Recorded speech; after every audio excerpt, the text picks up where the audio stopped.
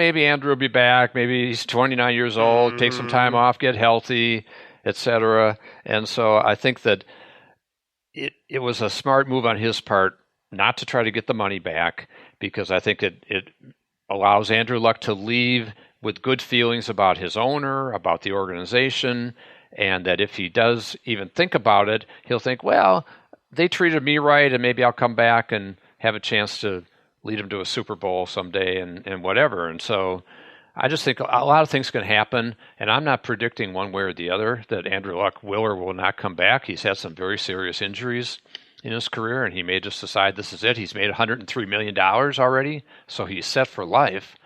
And everybody's saying, well, he's leaving maybe $400 million on the table that he can get in his next couple contracts.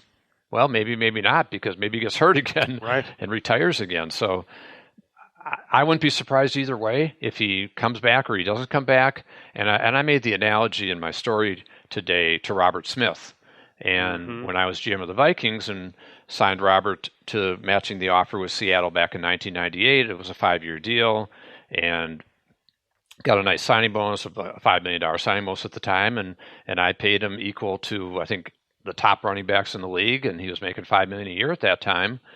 And 3 years into his contract, he retires. Now, I was down in Tennessee by then, so it worked out fine for me because he was a two-time Pro Bowler. He led the league in rushing his last year, but then he retires 3 years into the deal. Now, I'm quite sure the team did not go after the prorated signing bonus, but they could have, because I had it in the contract. I always had it in my contracts that a player would have to reimburse potentially if the team asked for the signing bonus. There would have been $2 million in this case, and I'm sure the Vikings did not go after it.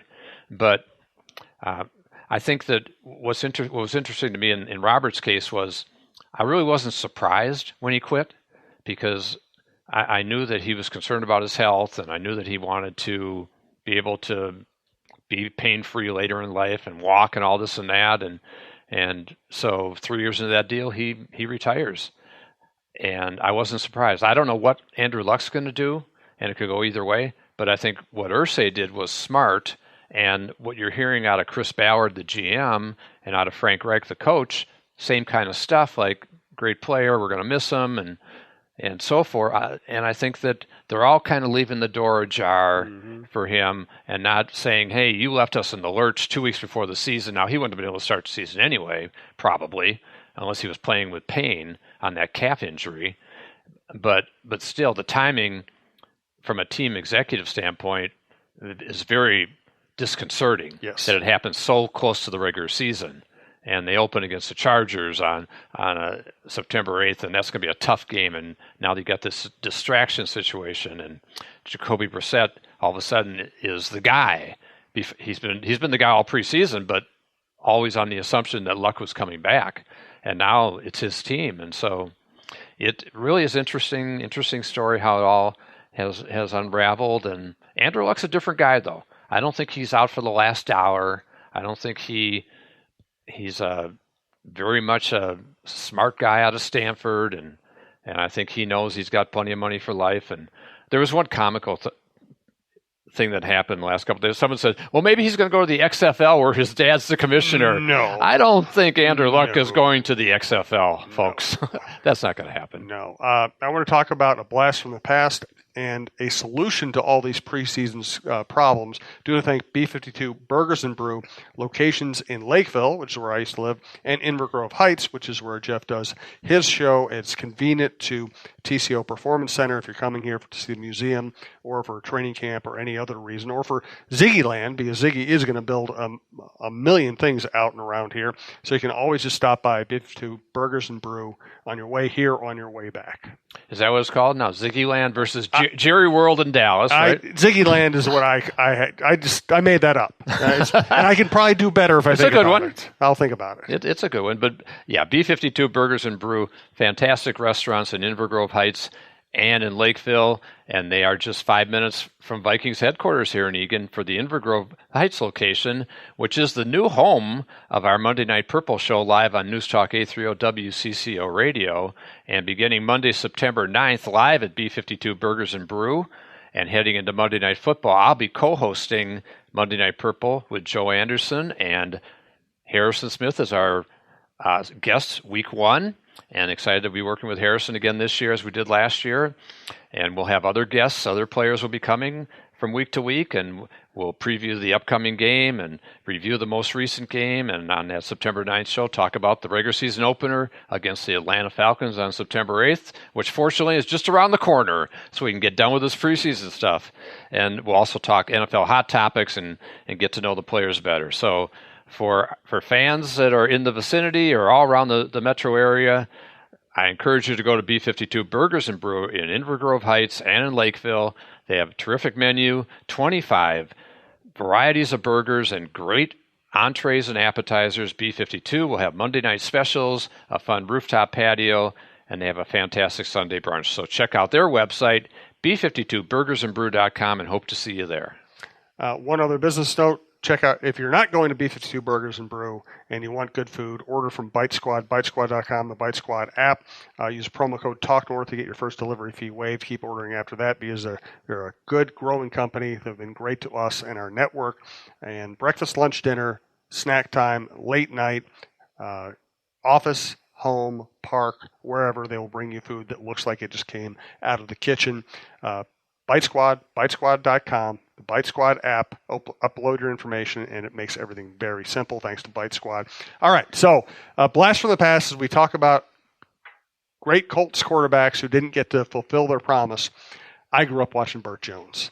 And, man, I don't know if you remember watching Burt Jones play. Oh, he could sling it. Player, man. What a player, and a tough runner. And I still remember one of my favorite Burt Jones moments of all time. Some hulking defensive end sacked him and really kind of treated him badly on the way to the ground, and Burt kicked the guy in the head. He's laying on his back, and he kicks the guy in the head. I miss Burt Jones, and Andrew's situation made me remember just how much fun it was to watch Burt Jones play. Yeah, the Colts have had some pretty good quarterbacks over the years. I also got to see Johnny Ewan like his last game. Yeah, Johnny U and Burt Jones and a guy named Peyton Manning and Andrew Luck, of course. And Marty Domrus, just to mix it. That's right. Guy who and Jim Harbaugh, how about him? And Jim Harbaugh. And, hey, he did really well with that team. He did. He got into a conference championship, as I recall. Absolutely. Yeah. Let's wrap up the show with a discussion about the preseason. It feels like momentum is building to get rid of a couple of preseason games. So if they end up playing 2 preseason games, which sounds about right, what do they do with the schedule?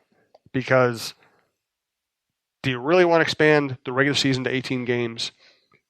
Or do you want to have more teams get into the playoffs, which will expand the season in that way, more good games between good teams? Can you find a way to talk these owners into giving up 2 preseason games? What's the solution? Well, I think they're going to have to at some point. It's just become, and it really has been kind of a joke for many, many years, especially the 4th preseason game. And I could see potentially where they end up with 3 and not necessarily go back to 2. And then I think the owners would feel like, okay, well, then we're losing that one game of revenue that people hate that 4th preseason game anyway. And I think I'm sure there are plenty of teams that are discounting preseason tickets for that last game. And so to me, I think a good solution would be to go to 3 and 17, for example, even though 17 is kind of an odd number for regular season games. But I'm sure with all the computers at the league headquarters on Park Avenue, they could figure out a way to schedule a 17th regular season game. Or, as you said, go to another playoff. But I'm not sure I want to see playoffs expanded. I'm not sure I want to see that. I could just see that being a good financial move. Yeah, it could be. I would rather see them not expand the playoffs. I think we're already have seen situations where there have been teams with losing records that made it. One year Seattle did it and had a home playoff game, which was a joke. And we've had 8-8 teams in the playoffs and plenty of 9-7 teams that even have gone to the Super Bowl. And so I don't want to see the playoff field expanded. I would rather see a 3 preseason and 17 regular season, or just go 2 and 17. But I don't think they're going to get to 2 and 18. I think the players will resist that, and on the premise of player safety and all that. So, but we'll see. If they pony up some more money, then I think the salary cap rose because there were these extra games, then perhaps they would. But then what do you do with the schedule? Do you start the regular season in August?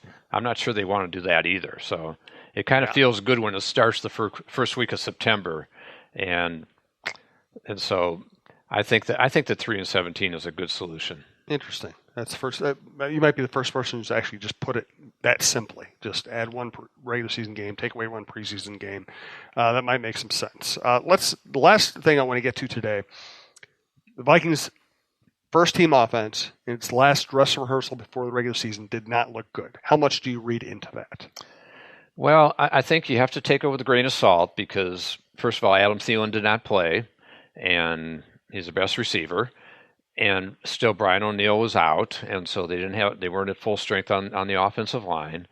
But it was a little disconcerting in terms of Cousins' performance, and just very inaccurate. And 3 of 13 for 35 yards against a team that went 3 and 13 last year. Now, Cardinals have some talent on defense, but that was kind of an ugly performance, and it didn't help him when Beebe stops his route on a third down play, and so. I think it's a little concerning, and I'm sure that Kevin Stefanski and Gary Kubiak did not want that as their last look before the regular season because we're not going to see Cousins and the starters in Buffalo. And they kind of say, hey, that's okay, we'll work it out in practice, but practice is a little different than a game, and especially practices these days when they're really not going all that hard usually. I think what's been interesting this week also, Jim, is when you go to practice – and Zimmer has kind of twisted things around. He's made the morning practice more their main practice this week. And I think it's a good move because he's trying to get the players off their feet in the afternoon, try to refresh them with the regular season around the corner. But he's also closed practice to the media in the morning, which tells me that he's working on Atlanta stuff. Yeah. And which is a good thing to be working on Atlanta and not working on Buffalo. Yeah. And so that's also kind of a fascinating twist to what's going on. But and maybe partially because of the poor performance, he wanted to really emphasize that we're going to go hard in these morning practices and we're going to put all our good stuff that we're going to use for the Falcons and we're going to be practicing it so it works on September 8th. And I'm looking forward to that game getting here because I think we're going to see some interesting stuff with the new wrinkles on offense and the tweaks on defense. And we've seen some of the tweaks on defense with Weatherly and Mataafa inside and a Fadio Negbo inside and trying to get that inside pass rush. And I thought he might hide that more in preseason, but I think he probably figures I need to get these guys used to doing this, and that's why he's doing it. But offensively, they're not doing a lot of exotic stuff yet, and I think the one guy they're really kind of hiding is Irv Smith Jr., who could be have a big role this year. Absolutely. Good stuff. We will preview the opener next week on Jeff Diamond's Vikings and NFL Insider. Thanks to everybody who listens. Thanks to White Bear Lake Superstore. Thanks to B52 Burgers and Brew in Inver Grove Heights and in Lakeville. Thanks to Bite Squad. Do you have a final thought for us, Jeff? Final thought is get through week 4 of preseason and let's get the regular season here because the fourth preseason game is dreadful. And I've told this story before that back at about 88, 89, we were playing it was a fourth preseason game. I think we were out in LA or somewhere. And Jerry Burns, love Burnsy, but he calls a Hail Mary at the end of the first half in the last preseason game. And Anthony Carter, he's got Anthony Carter on the field, our best receiver, and he goes up for the Hail Mary and comes down, sprains his ankle, and he's out for 4 weeks. And I wanted to kill Birdsey after the game. It was like, wow, could you possibly call a Hail Mary in a preseason game? Oh, we wanted to practice it. Really? Gotta practice it. So that was a classic moment of preseason, and I'll never forget that moment. Oh, man. I spoke to a group this morning, Minnetonka Club, and they started asking me to tell, you're there to tell funny stories. They don't really care about me. They want to hear my funny stories. And you end up telling Burnsy stories. Good. You always end up telling Burnsy stories. Did you tell him how he always used to walk through the parking lot looking for coins that were heads up only? No, I didn't tell him that. Yeah, that was one of his great things. And the players kept always planting them there and down in Mankato back in the day. That's great. Yeah. So I'll tell this story really quickly. Greg Wong, covered the team. We both covered the team back in 1991. And one time, Bernsey, so Mike Lynn liked having the team practice in Tampa before the Tampa game, right? He said it was to prepare his